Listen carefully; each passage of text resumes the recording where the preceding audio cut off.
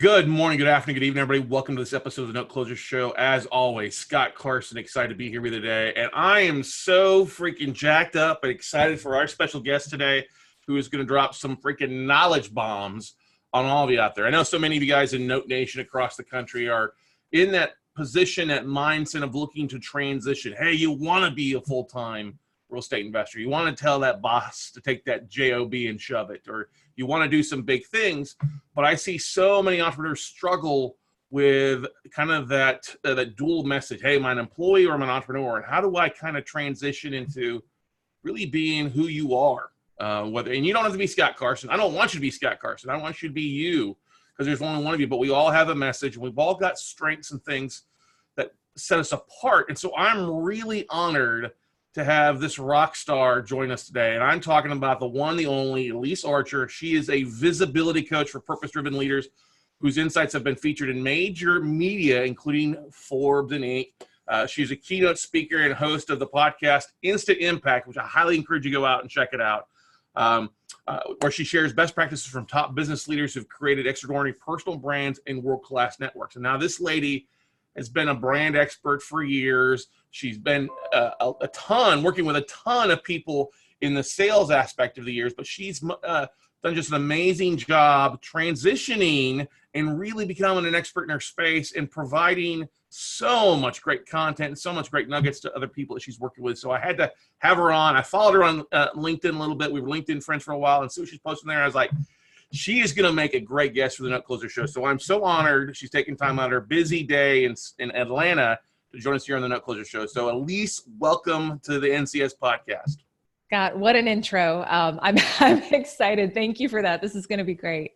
Oh yeah, definitely going to be fun. If you can't have fun at what you're doing something wrong, the way I look at it, right? So, I mean, you've worked with some big names. I mean, you've had a huge top 10, top 14 podcast out there. You had your co-host unfortunately passed away suddenly, and you've kind of transitioned to stuff like that. And so I thought it was really listening to your episode one and then some of the other ones out there.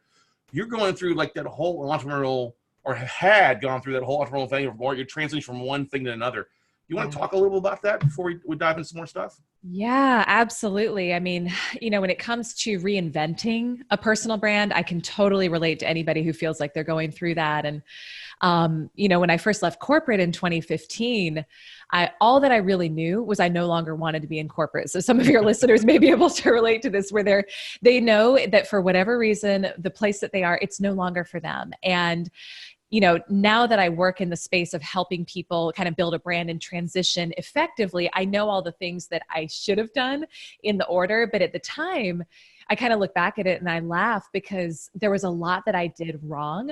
At the time when I was leaving corporate, I was transitioning out of advertising sales for small businesses, and I felt called to go and do sales coaching.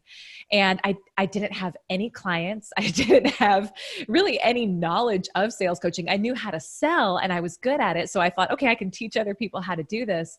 But part of what I look back on with why I was able to successfully do that and make that transition was all that I knew was I needed to be known, right? It's like I didn't have a client base. I didn't have curriculum. And I think so many people spend so much time trying to get all the nuts and bolts and pieces in place. But if you're not known, if you don't have clients, if you don't have a reputation, then you don't have a business. Mm-hmm. And so the thing that I kind of accidentally did well was I went about building a brand and a reputation in that space. And I was very aggressive about promoting myself online, offline. And because of that, was able to quickly build up a great client base and have a successful career.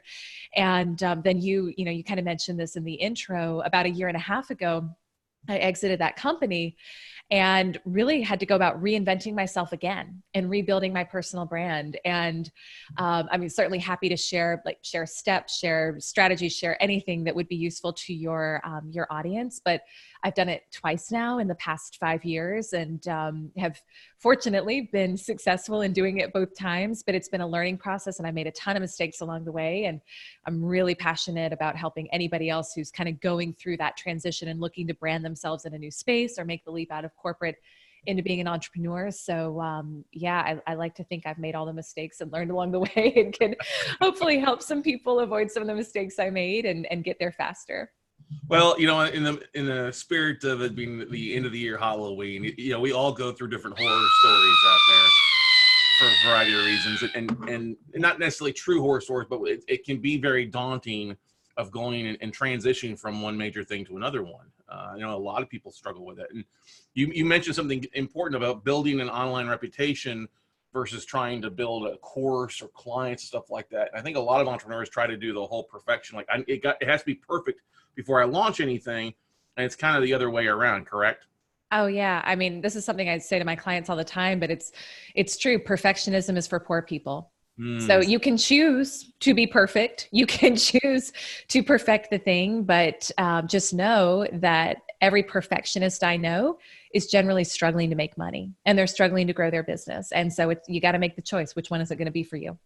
Oh, that's such great stuff. Hang on. Yeah, hopefully you all heard that out there, all you control freaks, because we're all control freaks in the real estate space. And sometimes you've got to let things go. And I love it. Perfection is for poor people. Wow. I love it. That's the money shot right there. All right.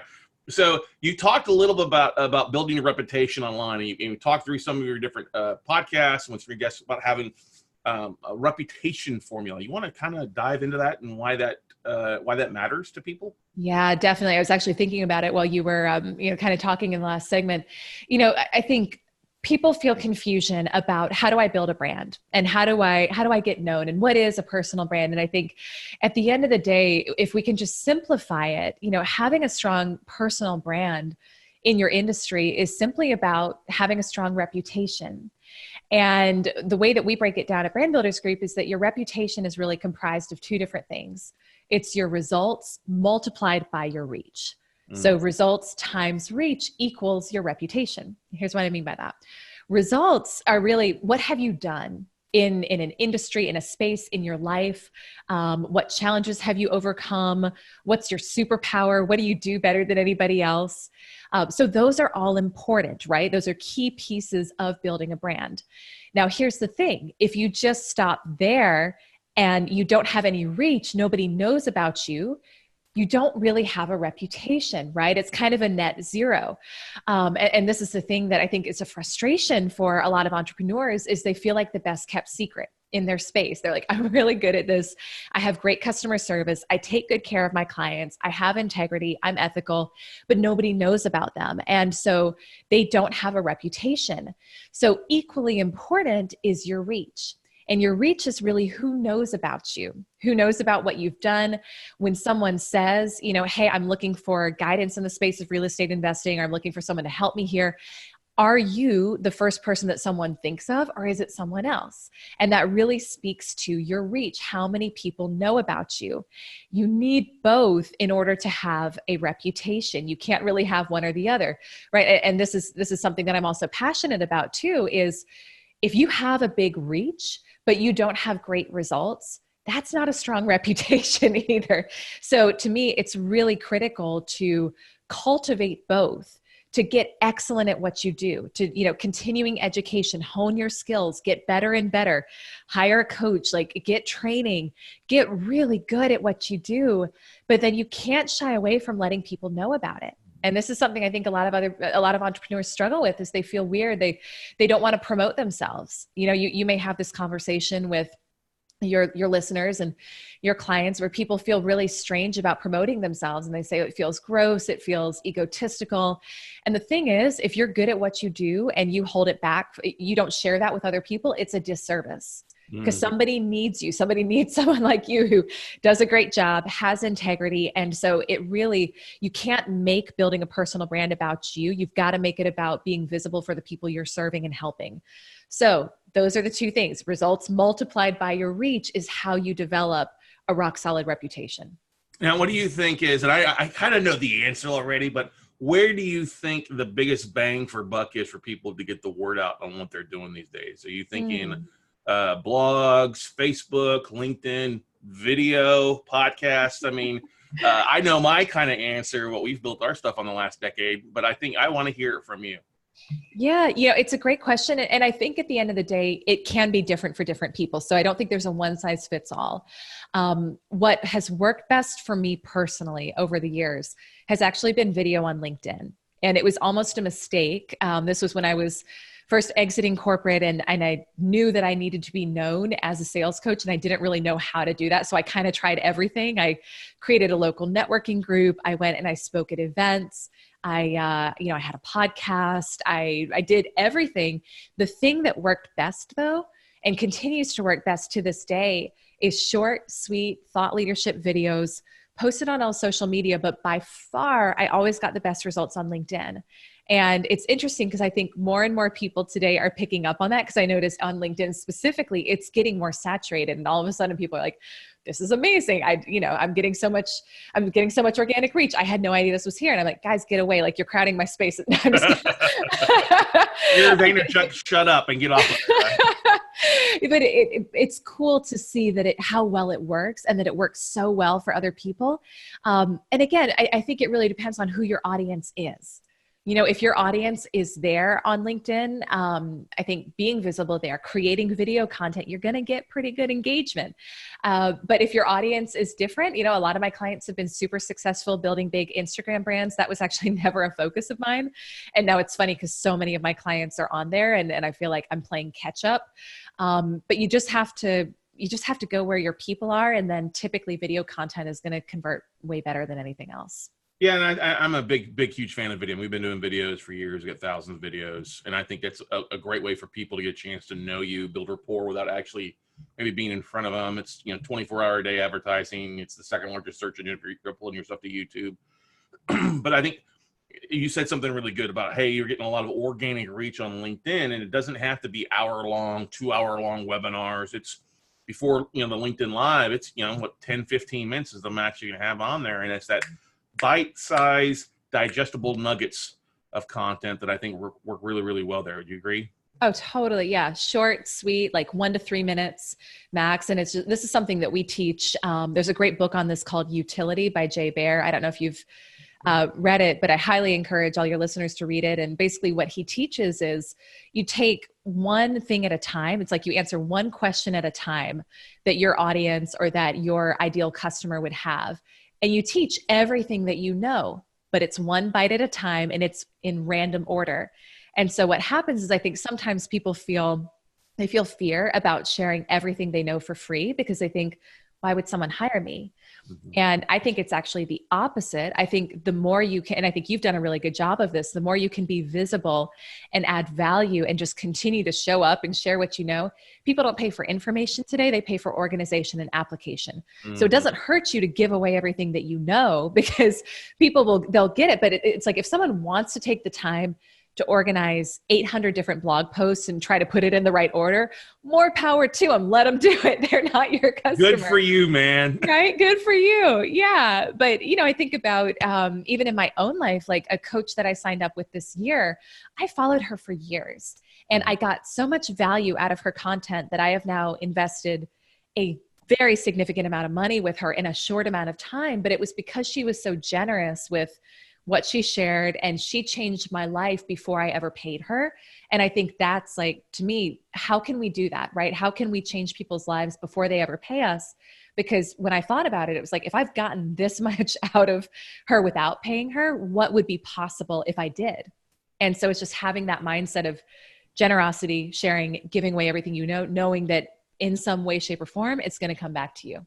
That's such a great comment there, because I think that's a lot of people worry about that, especially entrepreneurs, especially in the real estate space. We talk with people and they're like, oh, I don't want to give away too much because I want people to sign up for my workshop or my training. I'm like, that's great, but you've got to give something so they see what they're going to get. And in today's world, specifically with the Khan Academy and lynda.com and all the videos and stuff like that, you've really got to provide some content online. And I like what you said. Hey, put it in random order. If somebody wants to take the time to figure it all out, put it in A to Z, good for them. They're probably not going to be your client anyway. But a lot of people will see that value, and it takes, as you said, time for somebody to write a big check or invest with you as a coach or a client. And that video builds rapport. We get that all the time. Hey, I've been watching you for 3 or 6 months. Now I'm ready to do something with you. Yeah, definitely. I mean, it's interesting. This is the most recent number that I've heard is that I do a fair amount of work in the online coaching space, so I know a lot of the numbers here, but for coaches in particular, people are following them anywhere from 1 to 3 years before they decide to hire them. And I think it speaks so much to playing the long game and I think this applies regardless of industry, is we have to realize it takes a while to build up a brand. It takes a while to build up reputation. It takes a while. And to me, my whole personal brand is about generosity. It's about showing up, giving away what you know, making introductions, being generous with your money, like giving back in the community and playing the long game. And it's not only do you get better long-term results, but it's more fun. It's way more fun. And so for anyone who's listening, who's thinking about, how do I build a reputation in a space and how do I become known as the go-to person? It's like, give away what you know, be generous, share your wisdom, share your insights, make introductions, make connections. If video is your thing, like be visible on video. It's a powerful tool. And you can, I think to me, generosity is a time bender. So the more generous you are, the faster you can get the results you're looking for. And it's something I've experienced in my own life. You've probably experienced it too, but I'm just so passionate about teaching people to not be, the more in scarcity and fear you are, the more you're going to hold yourself back from everything you want. So show up, be generous, the results follow.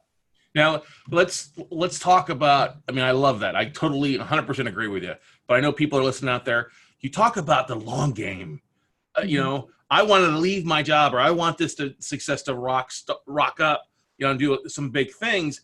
I may not have the time to do this in a long thing. And that's why I tell people, like, hey, just start planning now for next year. Mm-hmm. Is there a time frame that you tell people that need to kind of start planning to make that transition, or start putting assets in place now if they're planning something 6 months from now, or what's definitely. I think the sooner you can start building up like reputation equity in your space, the better. So if you're going to leave, start building your brand now, and I did it differently. Quite frankly, when I left corporate, I had 6 months of savings to my name. I don't advise necessarily doing it that way, but I work well under pressure. So it worked for me. He was my boyfriend at the time. He's my husband now. He had just moved in and he'd been there for about a week or two. And I said, babe, I think I'm ready to quit my job. And he's like, was this pre-planned the whole time? Am I your sugar daddy? I know. And he's a good man. He stuck with me through it. And I made it work. But I think the reason why I made it work was I was very aggressive about building my brand. And so I think it doesn't have to take a long time to create your business and get results if you have the right work ethic, if you become visible quickly, if you build that reputation. When I went into sales coaching, I had a 6-figure business within a year. When I exited my old company and started this company about 1.5 years ago, I had a multiple 6-figure business within a little over a year. So you can do it. And obviously the amount of money you make is going to depend on your industry. Like your listeners can make great money in their industry. They can do better than I have, but it's been about choosing to be visible, choosing to be seen. When I first exited corporate, I did a video a day for a year because I knew that I needed to be known. It was like I did anything it took. And I also did the more proactive kind of traditional sales approaches because I needed that. You have to do what you need to do to get clients while you're also building your brand and your reputation. And then my goal for all of my clients, and also what I've done, is try to get to the point where you have such a strong reputation in your space that you get enough inbound opportunities that you don't have to go out and do that, the prospecting game anymore, but you do what you need to do until you don't have to do it anymore. I love that. I love it definitely. Now, you talk a lot about Sheehans Wall. Can you explain a little bit about that to our listeners, kind of what Sheehans Wall is and the importance of that? Yeah, definitely. I think the biggest challenge that most entrepreneurs face today, it's noise. There's so many people vying for the attention of your customers, of your referral partners. It's how do you get seen and heard above everybody else? And it's a big challenge. And so it's one of the concepts, it's kind of the core concept of what we teach at Brand Builders Group. And the concept behind it is that there's a guy named Peter Sheehan, and he studies brands and businesses that really rise to the top of their class versus the ones that don't. And essentially what he says, Scott, is in every industry, you've got this invisible wall. And on one side of the wall, you've got people who are well known. And on the other side, you've got people who aren't as well known. So on the side of the known, it's like opportunity, money, clients. On the side of the unknown, it's noise, obscurity, lack. And what's happening is on the side of the unknown, everyone is trying to break through that wall. They see what's possible. They see, the opportunities other people in their space are getting. They see the brands they've built. They see the clients. They see the money, and they want to break through. But the challenge and the reason why most of them never do is that they're never clear enough on some really foundational questions that you need to know to have a really clear, successful brand. What problem do you solve? Who do you solve it for? What's your message? What's your uniqueness?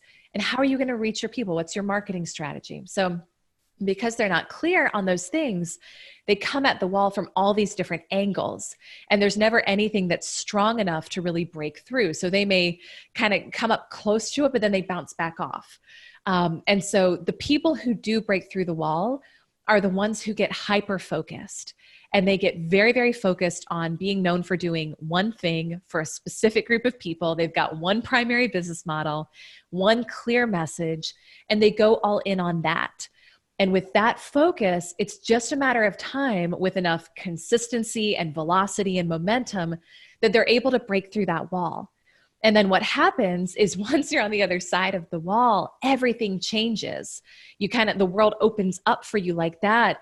And I call it the Oprah effect, where it doesn't matter what Oprah wants to talk about or do or promote, people are going to listen and trust her because she's Oprah. I think for a lot of people building personal brands today, that's incredible to think about, is what would it look like if I could really just do what I wanted, talk about what I want, sell what I want, promote what I want, and people will listen and they'll want to take action because I am me. And the dynamic that shifts is on the side of the unknown. Everything feels like a push. So it feels hard. You're having to reach out and introduce yourself. You're having to pitch. You're having to tell people about why they should work with you. On the side of the known, though, it's a pull. This is where people are coming to you. Opportunities are coming to you. You are at choice for what you spend your time on, what you promote, what you endorse. There's so many examples of this, but I think this is one of the mistakes that people make, is they see the really successful brands and businesses in their space, and they see them having all these different revenue streams and all these different products and talking about all this different stuff online. I think, okay, that's how I'm going to get there too. And it's not the case. Like one of our better known clients is a guy named Lewis House, who hosts a top podcast, and some of your listeners may listen to him. The School of Greatness. What was that? The School of Greatness. School of Greatness. Yeah. Yeah. And not everyone knows this about Lewis, but some people will. The way he initially broke through the wall was by building a brand based around LinkedIn. And he really focused on becoming known as the LinkedIn guy. And he did that for years. And it wasn't until he really got that momentum going that he was able to break through. And now he can kind of do what he wants, and people will listen and they'll buy from him. So it happens every single time. Gary Vee, same thing. Wine Library TV went all in on that for years, broke through. Now he can have a sneaker line and a top marketing agency and talk about the New York Jets. And it's like, people will listen because it's him. So that's the key. That's kind of the hidden thing you see you don't see that happens behind the scenes with big personal brands, is there is extreme focus on becoming known for one thing first, and then the world opens up afterwards. Yeah, Gary Vee, definitely. Wine Library TV. Hopefully he buys the Jets pretty soon. Them doing some horribly out there. But you hit, I call it kind of the BB gun effect. Yeah, I think a lot of entrepreneurs are around, they're shooting in so many different directions, and it's not making an impact on the wall, where if they took all those pellets in one, and as you said, being very focused, they could actually make a bigger dent impact on that wall to break through faster. But yeah. What are some of the key components or key things that you think entrepreneurs or budding entrepreneurs that are leaving the job force to go out on their own really need to focus on? Maybe one or two or maybe three things that they need to make as a priority versus it being kind of a back burner kind of thing while they're running around trying to do everything, their LLC, their website, their social handles, all that stuff. What's kind of the three big things that are big musts for success? Yeah, it's such a great question, Scott. I think it's going to be different depending on your time frame. So I think let's say 6 months. Let's say 6 months. Well, okay, 6 months, you need clients, right? Unless you've got a long window. If you've got a long runway and that doesn't really matter to you, then you kind of have more time to just have fun with building your brand and building your reputation. But I connect with a number of clients who they're doing the side hustle thing. They're ready to leave and they're like, I'm going to go all in on building my podcast. And I'm like, That's great. However, a podcast is not necessarily a revenue generating activity, not right away, right? It helps, but it's not the first thing that's going to get you customers necessarily. So I think it's the biggest misconception about a personal brand is that it's about you. It's not. It's always about the person you're helping. So for someone who's leaving, who wants to leave in 6 months, I think they need to be crystal clear on what problem they solve for other people. That's one of the biggest mistakes people make in their marketing is they talk way too much about what they do and how great it is. And they don't talk nearly enough about the problem it solves for other people. So if you think about, big personal brands like Dave Ramsey, right? He is so well known for solving the problem of debt. And this is something I work with my clients to do is help them figure out what is that one word problem you're going to be known for solving for other people, where your name is synonymous with solving that problem. That's one of the fastest ways to be known. So it's clarity in messaging. What is the problem that you're going to be known for solving? I think another thing is being really clear on what's your short-term and long-term business model. So having one primary business model that you're focusing on first, again, it's kind of going back to Sheehans Wall. It's like, what's that number one thing you want people to do? That number one thing you want people to take action on when they hear about you, when they see your business, what's that primary business model going to be? Have an idea of where you want to go long-term and how you want it to expand. But I would look at in the first 12 months, what's my business model going to be? How am I going to make money? Know your numbers on it, and do that. And then it's like promote, and know that it's going to feel like a lot of effort. It's going to feel like a push, and that is natural. There's nothing wrong with that. Again, you're on the unknown side of the wall. It's okay. You have to push. But once you break through, it's a different energy. It's a different dynamic. It's a different air on the other side. However, when you're in it, you got to be in it. You got to be doing the promotion and do 10 times what other people are doing if you have to get your voice heard, right? It's part of the process at the beginning. Well, I love exactly what you said. You've got to do the things that other people aren't going to do. I mean, if you want to speak more, speak at smaller events that are maybe free events, then build a name for yourself on what you're focused on, build that experience and grow. I mean, I can remember back 10 years ago, I was speaking in front of 3 people at a title company one time now as like my third gig. I was like, okay, it's 3 people at least that know me now versus nobody if I didn't show up, Absolutely. Absolutely. And there's a great story about this with Tony Robbins, that when he was first building his speaking career, he saw other people at Toastmasters who were going, and they were going once a week. And that was kind of average. And he thought, okay, well, I don't want to be average. I want to have results much faster. So I think he went, it was like once a day. It was at least once a day, if not multiple times a day, 2 different Toastmasters events. Because he thought, if I can just get more reps under my belt, I'm going to learn way faster. So it's the same type of thing. It's every single time you show up, every single time you do a podcast, every single time you do a speaking event, whatever it is you're doing to build your brand, you're getting a rep under your belt. And if you can just do more in a shorter amount of time, you're going to have more concentrated results. It just makes sense. But it's getting past that inertia and being willing to show up and be visible and put yourself out there. That I think that's part of why I feel like I've been successful, is I've always been working under pressure that, hey, I need to get, like, I just made this big exit. I got to get my income back up to where it was, or I have big goals. And so the more concentrated the effort, the faster the results. And you don't have time to worry about fears or insecurity or anything like that when you're going after a big goal in a short amount of time. Mm-hmm. Now, talking about being visible, you've done a great job of that. How has that kind of impacted your life of the last couple of years? Yeah. I mean, it's everything. Like, and part of why I'm passionate about this too, Scott, is I grew up with really crippling insecurities about how I looked, about what other people thought of me. And I didn't used to share a lot of this part of my story, but I think because I was still like healing from it and getting past it. But I think anything that we've gone through in life that's a struggle or a challenge, it's something that we can then turn and help other people who are going through the same thing. And so, like growing up, I was very insecure about my looks, about my weight. And I had my dad is wonderful, and I've got a great relationship with him now, but he just was traveling a lot. I didn't have the close relationship with him that I wanted. So I really grew up just very insecure, specifically about my relationship with men. And so ended up, having an eating disorder in my teens. And it was something I struggled with for actually 17 years. And what I thought was that the smaller I got, the more people would like me. And at the beginning, that was actually true. I found that when I lost weight initially, I would get more attention. This is in my teen years. And it ended up getting really unhealthy. Mm-hmm. And so it took me a while to work through that. I mean, it's like 17 years. That's a long time. Couldn't you get it faster? That was just my journey. That's exactly what I was going to say. That's your journey as a young, we all have to mature and figure things out. Interrupt you. Sorry. No, absolutely. Like you're so right. It's like, I look back and sometimes I'm like, I wish I had gotten it figured out faster, but it was my journey and it was the pace it was supposed to be. But part of why I'm really passionate about it is now kind of being on the other side of all of that. I realize how the bigger I get and the more myself I get and the more I allow myself to just be who I am, it's like, it doesn't matter what other people think. Some people are going to love me. Some people are going to be totally turned off, and that's okay. It's about them if they're turned off. It's not about me.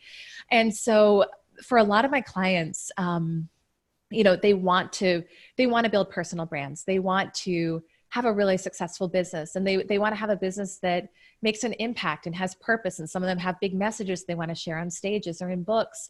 And it's a common thing that I hear is, I'm afraid to be visible. Mm-hmm. I'm afraid to show up. I'm afraid of what people are going to say. I'm afraid of what people are going to think. And so coming from my background of having dealt with so much of that myself over the years, I'm so passionate about helping people really own the fact that if they're feeling called to build a brand, if they're feeling called to be visible, like the way you've done with your brand, there is a reason for that.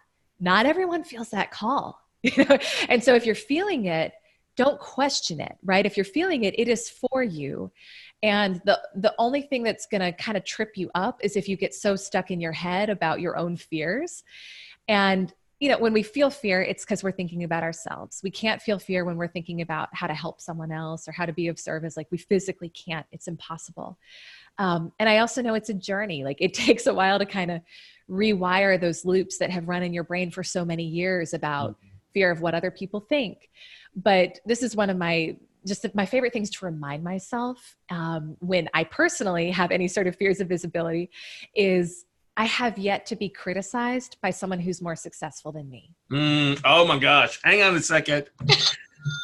I have yet to be criticized by somebody who's more successful than me. That is a strong quote there, because you're so right. So many people out there have these self-doubts. They worry. We do an email blast or a video and we may get 100 likes and there's that one person, that troll, that leaves a bad review or a bad thing. And we just focus on that. And we take that to heart a lot of times.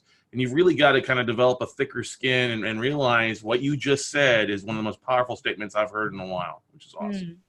Yeah. And it's so true. I mean, when you think about your mentors or your coaches or the people you look up to, if you reach out to them and you're like, hey, I want your feedback on this, or, if they reach out to you, it's always to give you a pat on the back to say, hey, I saw you put that video out there. I saw you, I see you showing up, great job. You're doing so great, because they know what it takes and they're in the arena with you.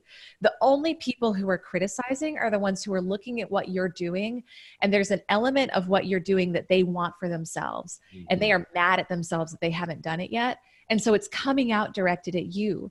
But we just have to remember that and have some sympathy for the fact that that's actually what's going on, and that there's a level of unhappiness there. And they see you as a mirror of what's not happening in their life that they wish was. So I try to remind myself that, and my clients of that, hey, pay attention to the opinions of people who are doing it with you, mm-hmm. who you've asked their opinion, who you look up to. Everyone else, they'll get there. They're on their journey. But it's not about you when they're throwing out anything hateful or critical. Yeah, it's really about them. And it's so funny, Gary Vaynerchuk had a quote last night that often those that are throwing hate are in a worse position. You got to pray for them for the most part. It's that out there. Now, I love to ask this question here. Where do you see yourself going in the next 12 to 24 months? What's the big thing that Elyse has on her goal sheet or her dry erase board as a kind of a goal that you're working towards? Yeah. Well, quite a few things. Actually, I've got my vision board up here to the left. Yeah. So I know you can't see it, but some exciting stuff. So some things that I'm working on that I can't share publicly yet, but I will say one of the things I'm really passionate about right now is empowering. I work with both men and women. I've actually worked more with men over the years than women.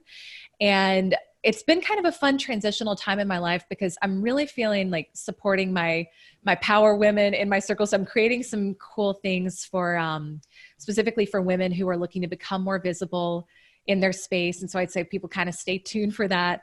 I've created some curriculum and some programs to help people who are looking to build their brand on video specifically. And it's something I never thought I would do. It was not at all on the agenda. But what's happened over the years is I've worked with a lot of clients who are excellent public speakers. They can stand on a stage and they can present to 1,000 people, 10,000 people and feel fine. Or they can present in a boardroom and feel fine. What I found was that a lot of them were telling me kind of behind the scenes, like, I need to start doing video and it freaks me out. They hate turning on the camera. They hate the process. They don't like the way they look. They don't like the way they sound or whatever it is. So I've developed some programs to really help support people specifically in the area of growing their brand on video, kind of some of the mindset, confidence things, and then just really helping them effectively communicate their message on that platform. So that's going on. I'm doing some cool international travel to India, to Marrakesh with a coaching program I'm a part of. And then my husband and I are working on expanding our family. We're kind of going down the adoption process. So that's exciting. So lots of big things. It's like, I'm grateful for the journey and I'm excited to see where it goes. That's awesome. Now, I'm going to flip it back a little bit. Has there been a hurdle or something that's kind of gotten in your way in the last 2 years, 2+ years since you left corporate that was really kind of, I got to work to get around this or get over? Anything that just suddenly popped up that maybe slowed you down a little bit? Oh, a million things. I know the answer, but what would you like? But the reason I brought up like an individual, because I think a lot of people, when they see people having success, they only see that successful top of the iceberg. They don't see the things that we struggle with and all the hurdles that we run through to get where we need to go, right? Yeah, absolutely. Yeah. So, the biggest and probably the most recent one is, so I left corporate in 2015, but I ended up joining a sales coaching company where I was an independent contractor. So it was like, I ran my own business, but I still had support of a team, became a partner in that company. And I exited about 1.5 years ago. And when I wasn't planning on exiting, there were some things that happened that were very unexpected in the company where I just felt like it was my time to go. When I exited, I left everything behind. And that was very challenging. Part of what was challenging about it was that I had been very intentional about building a brand in the industry, as we talked about earlier on this podcast. And it was just part of my deal in the exit was that all of that belonged to the company. So I've been very ambitious about creating lots of video content and podcast content, and all of that had to come down. And so I went from feeling like I was super visible and had built, a strong reputation and brand to, within a matter of a couple of days, feeling totally invisible, totally cut off from everything that I had built previously. And I haven't shared a ton about this publicly, but I'll share it here because it's really been part of my journey. I've called the past year like my year of 3 deaths. And there's been beauty on the other side of it. So I want to preface all of this with that, but I had that happen. So it was kind of like the death of a career. About a month after that, my podcast co-host, Greg, there were 3 of us who co-hosted the Linking into Sales. It was Greg Heyer, Martin Brosman, and myself. Greg passed away in his sleep at age 39. And it was so unexpected. And so I kind of went through a process of rebuilding my own brand during that time. And that was challenging, but I also have enjoyed the process of reinvention. And then in February of this year, my husband and I were expecting our first child and we miscarried. And so it's been a lot of challenge in the past, 12, 18 months. What it's made me think about though, is not being afraid to really go after what I want, because I've had so many lessons in the past in this period about nothing is forever. And nothing is certain. And so I think if we can learn to really embrace what we want and listen to the nudges and see the stuff that feels really hard as gifts, where it's like, this is happening for me. I mean, even with, with the miscarriage, there are so many blessings that came from that. So many gifts that came from that. We moved into a different house because we're ready to expand our family. We love our house now. We have a great house. So happy here. I hired a coach I've been thinking about hiring for years. And it's transformed my business. It's made me be way more just intentional about my work, preparing to, hopefully have kids at some point and be able to have more time with them. And it's taught me so much about life, And so all of these things have ended up being big blessings because I've grown through the process. And I think I've just learned to really appreciate every day more, So I'm grateful. And I know that it's not the end of challenges, but I think I have a different perspective that everything is happening for me now. And that's been a big blessing. Wow. Thank you for sharing first and foremost. That's huge. And that's, I'm a big believer that God puts things in our way that we can get around. He doesn't give us anything more that we can't handle. And sometimes you're like, man, come on, God, help us out here. Help a guy or gal out to overcome this stuff. And so many people are going through different things. And that's the thing is it makes us stronger. There's a weight around it. I'm a big believer that we've got to grow into the individual that we want to become. And it just takes time to going through those growth pains and overcoming obstacles to really get there. But you've gone through some big things, but you're here, you're rocking and rolling. You've got a different view on life. I think that's a big thing, how things can happen so fast and life is very precious for us all out there. I've had a couple of friends that have passed on suddenly out of the blue here. And so you don't take that for granted. And I think it makes us to show up with a little bit more excitement and energy to really work to get things done in a faster way, huh? Yes. I'm such a dork now. Like I'll literally think about the fact that I'm alive and I'll get emotional. I'll be in my workout class. I'll be like, this is so cool. I'm alive right now. But it makes it so much fun. It makes the whole, if you can just I heard a quote the other day. It was like, you already got out of bed. Everything else is just gravy. And we can get so caught up in some of the challenges of the entrepreneurial process that if we can just remember that, hey, you made it out of bed. You're alive. You're doing well. Have fun. Don't take it too seriously. Go for what you want. Enjoy the process. It's just so much fun if you do it that way. Yeah, you have to have the ability to laugh at yourself too when you screw up and do other things. I think is important out there and not be so serious out there for sure. But Elyse, you delivered such great knowledge here, great counsel on the podcast today for those that are listening out there. Our audience out there. What's the best way for people to reach out to you or connect with you? Want to find more about your coaching and other things that you're doing out there? What's the best way for them to connect with you? Yeah. Thank you so much, Scott. This has been you're a great host. So thank you for making this a blast. So I'm on pretty much all social media at Elyse Archer. So people can find me that way. Elyse with a Y. And we've got I think it's a great free course that people can take if they want to learn how we've worked with some clients like a Lewis Howes, a Kevin Harrington to help them really build their personal brands. It's called First Step to Famous. And so it's going to teach you, what do you need to know if you're trying to get clear on what your personal brand is and how you're going to build a reputation in this new industry. So people can get that at EA for Elyse Archer. So ea.brandbuildersgroup.com. They can request a free call with me on my website. I'm always happy to have a free brand strategy call and just hear what people are up to and hear what their goals are. And having been on the journey myself, I love supporting other entrepreneurs who are looking to accomplish big things with their brands. So would love to connect with your listeners in any of those formats if they sound good to them. That'd be great. Go out and also check out her YouTube channel, everybody, too. I subscribed out there.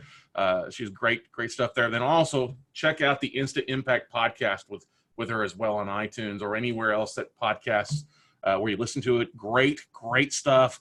Give her a review, subscribe. It's a phenomenal podcast. It's been definitely binge-worthy over the last couple of days as we prepared for this interview. But Elyse, thank you so much for showing up, playing at full speed and giving 100%. It makes it easy as me when we've got guests on that are just got a big heart and are willing to give to help others out to overcome their obstacles and really drive to do some big things. Because I think, like you said early on, we've all got a message. there's somebody out there that needs to hear what we've gone through or what we have to offer. And if you're a secret agent, man or woman, and not willing to share it, you're really not only doing yourself a disservice, you're doing others a disservice out there. So thanks for showing up and playing big today. My pleasure. Thank you so much, Scott. It's been a blast. Oh, yeah, definitely. All right, guys and gals, that's going to wrap it up for this episode. You'll be able to check out all the links Elyse mentioned. We'll have that in the show notes. You can check it out at weclosenuts.com under the podcast.